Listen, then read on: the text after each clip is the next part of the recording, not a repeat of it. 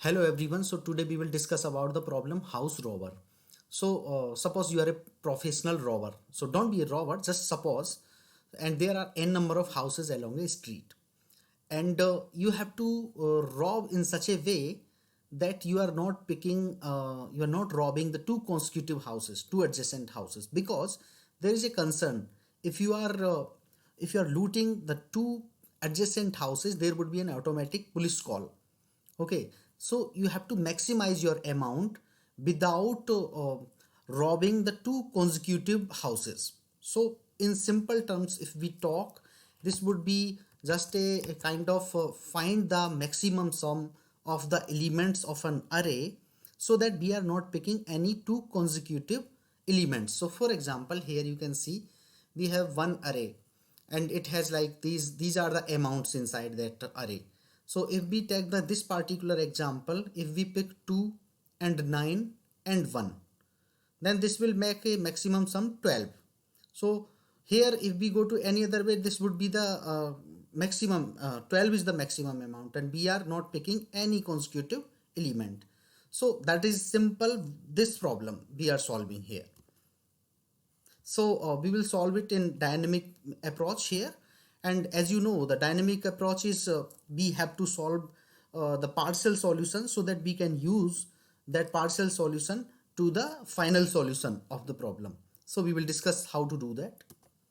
So if we take an example of this only, you can see here. So suppose there was only one house, let's say 0th index, which has amount 2. So in case of there is only one house, we don't have any option, we have only one house, and we can immediately write that solution as 2, because we don't have any other consecutive possibility. So we can put directly in this array this equal to 2 directly. And one more thing is, here I am modifying the same array only, I am not taking any extra copy of it, and then I am writing my this logic. So here you can see I am taking one integer variable max, which has initially a 0 value, and now I am traversing this array from starting from I equal to 1 to last location of it. So here I equal to 1, which is 7. So what is my formula here is I am making any a of I equal to a of I plus max. Now what is this max? So this max is nothing but this is the on left side of ith element, this is the maximum value till the I minus 2th element. So for example, if you are on the third location, this would be the max amount till one index. So basically I minus 2. So 3 minus 2, it would be one index. So till here whatever max amount would be there, that value we are having in the max. So in this example we will start. So when we are at I equal to 1, basically it is 7. So what it will happen? A of I equal to a of I plus max. So a of I is 7 and max equal to 0. So what it would? 7 plus 0. So 7 plus 0 is equal to 7 only. Okay. Now come to this line. So what we are doing here? Max equal to max and a of I minus 1. So here what is a of I minus 1? A of I minus 1 in this modified index, it is 2. Okay. And this was 0. So 0 and 2. So what would be the max value? Max value for the next iteration, it would be 2. Okay. Now our I equal to 2. We are traversing. We are going I plus plus. So now we are here. So I equal to 2.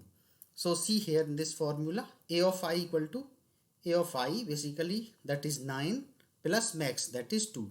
So 9 plus 2, here we can update it, 11. Okay, and now come here. So max was 2 and the a of I minus 1 is in the modified array, it is 7. So our new value of max would be 7. Now we are at I equal to 3. So at I equal to 3, the value is 3 and max equal to 7. So 3. So 3 plus 7. So what it would be? Sum equal to 10. Sum equal to 10. Now come here, we will update the value of max. So far max was 7 and a of I minus 1 is 11. So 7 and 11. So what is the max here? It would be 11. So next value of max would be 11. Yeah. Now we are at I equal to 4 finally. So I equal to 4. So go to this formula. This is 1. So A of I is equal to A of I plus max. So 1. This is 1. This is 1 plus 11. 1 plus 11, which is 12. Now we have modified the same array. I'm not using any extra copy. So finally we can see what is the maximum value out of this array. This is 12. So our answer would be what? Our answer would be finally 12. So 12 is the maximum amount what the loot can happen out of these houses. So this would be the way I would be writing the entire code of it in a few minutes. Okay guys, so now I'm writing the code for it. So first of all we should get the length of the array.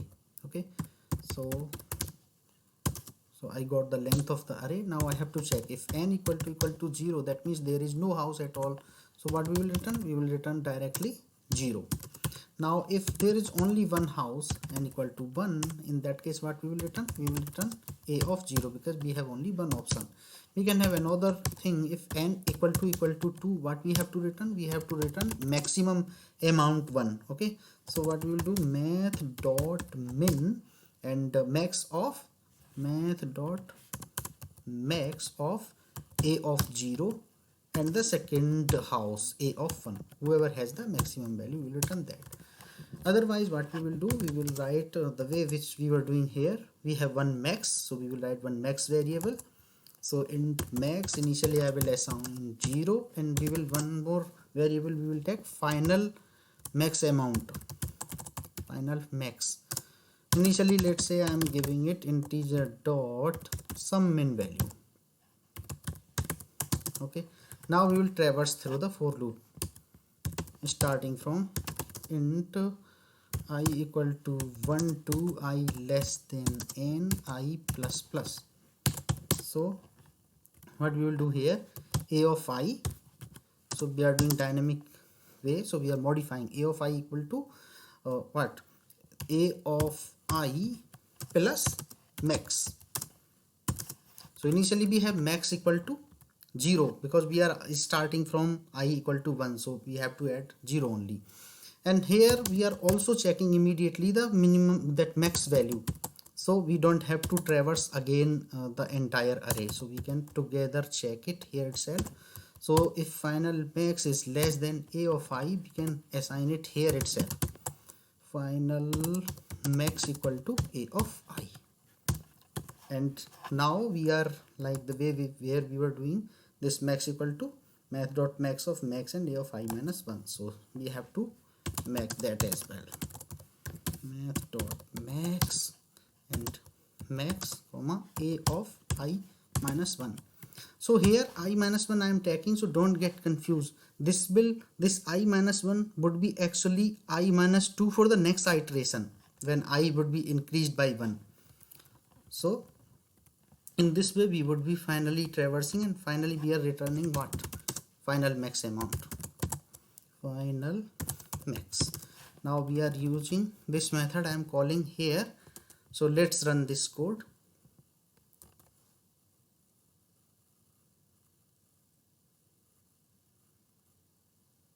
Yeah, so we are getting the correct output, that is 12. So guys, if you have any question you can comment here and I'm here to help you. Thank you for watching this video.